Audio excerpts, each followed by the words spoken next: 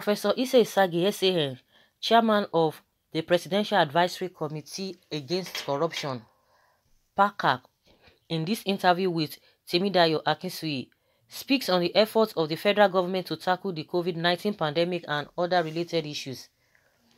What is your assessment of the speech made by President Muhammadu Buhari on Sunday night, detailing the plans by his administration to combat the COVID-19 outbreak in the country?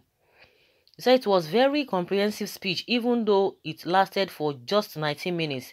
The president in the speech touched all the important points, and in my view, he took all the right decisions, because if you look at it critically, it is Lagos and Abuja that are the epicenters of this virus attack. We really need to close down. Let everybody stay at home so that for those who have the virus, it would have gone through their system, and by the time everybody comes out, those who didn't have it will not be infected, while those who have it would have gone through the system and they will come out clean. So the level of infection will be either extremely low or totally eliminated. I think altogether the president took a very laudable decision. Provisions are made for the vulnerable and various interests such as trader money and conditional cash transfer, where 2 months will be paid at once. He also gave exemptions to medical personnel, journalists and other essential workers because they comprise part of the critical professions and operatives. For example, if journalists don't move around to report news, we won't know what is happening in the country. And also, Nigerians need to be informed. Doctors need to keep working to save lives and help treat those affected by this plague. All the people who are exempted, including security agencies, are absolutely necessary. So I think the speech encapsulates everything, and I don't have any reservations about it. The president should be applauded for this. Some lawyers, including Ebun Olu Adegborougha, a senior advocate of Nigeria, have faulted the order by the president locking down Lagos, Ogun, and FCT without recourse to the National Assembly. What is your take? He said some people prefer to be legally right in the grave than to risk being legally incorrect and alive. So he now gets up and begins to look for things to pick here and there to show learning to the rest of us and to the whole world when we are dealing with a very serious essential threat. People like Adegborougha have this Liputian point to make just to show off. Honestly, I don't really want to bother myself because the president is taking on a life and death matter. If I do my research, I know I will be able to completely expose Ebun Olu Adegborougha.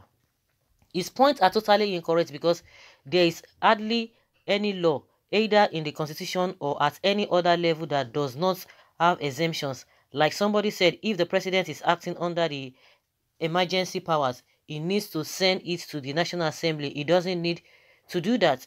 The provisions of Section 305 states clearly that the president can declare emergency. If the National Assembly are operating normally, within 2 days, they should confirm it. If they are on recess, then within 10 days, they should confirm it. That is what the Constitution says. So it is even premature to say that it is illegal under Section 305.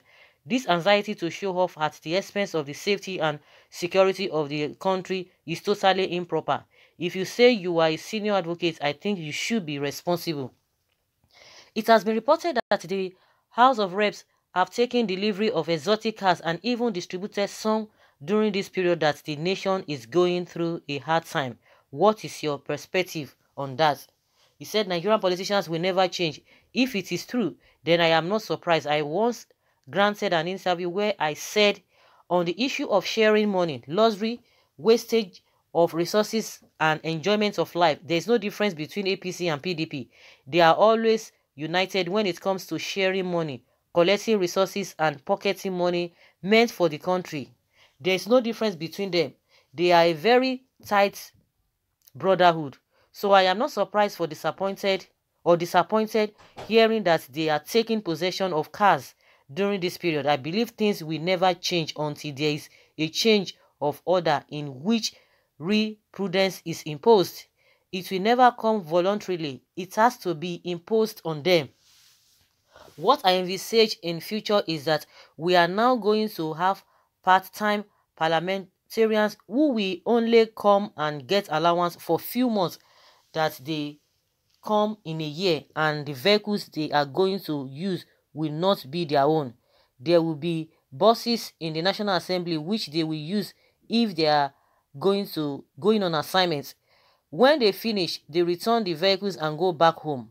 That will be the final solution. These lawmakers, those who are going to succeed them and those who are going to succeed those who will succeed them, are going to behave in the same way, because the agenda is share the money, luxuriate, gather material things, self-interest first, and let the country die. That is the attitude of politicians.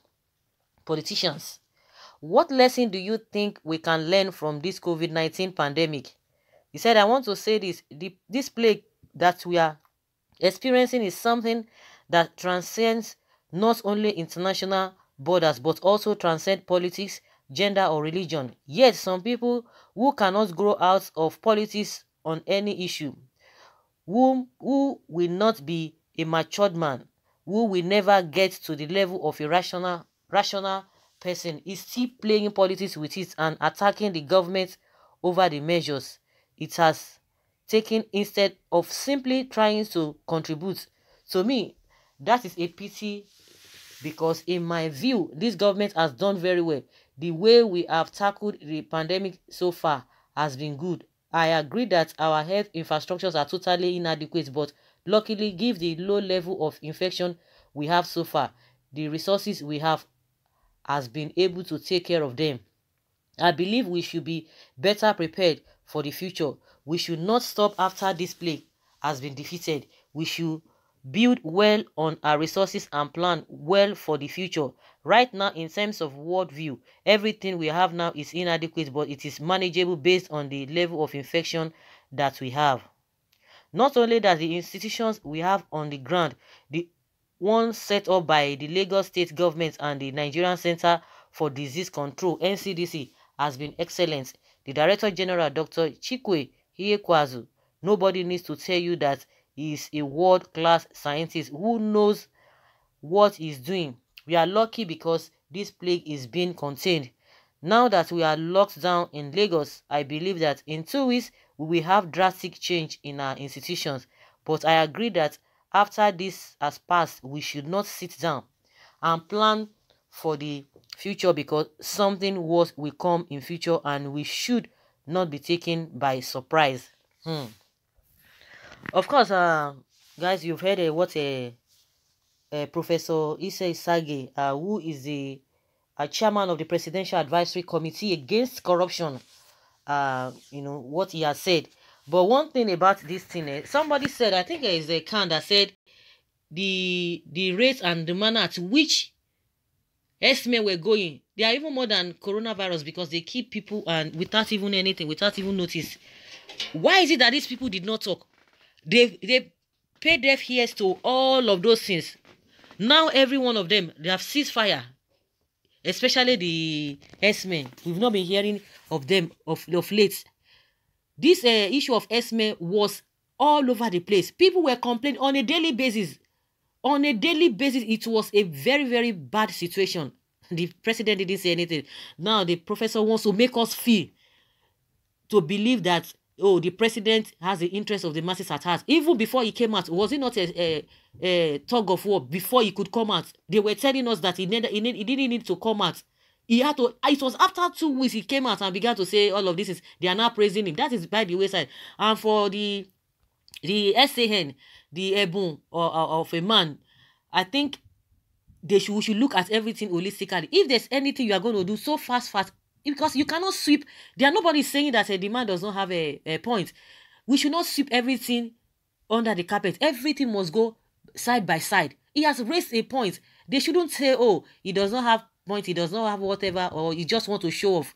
Those are the things that we always talk about. But we're not going to dwell much on that. But the president that came after 2 weeks, after, what did he even say? Well, before he could even come out, a lot of all the states, they had already taken charge of their states. They had already taken over. We could see that Lagos state government, was leading the whole thing, and it was getting results.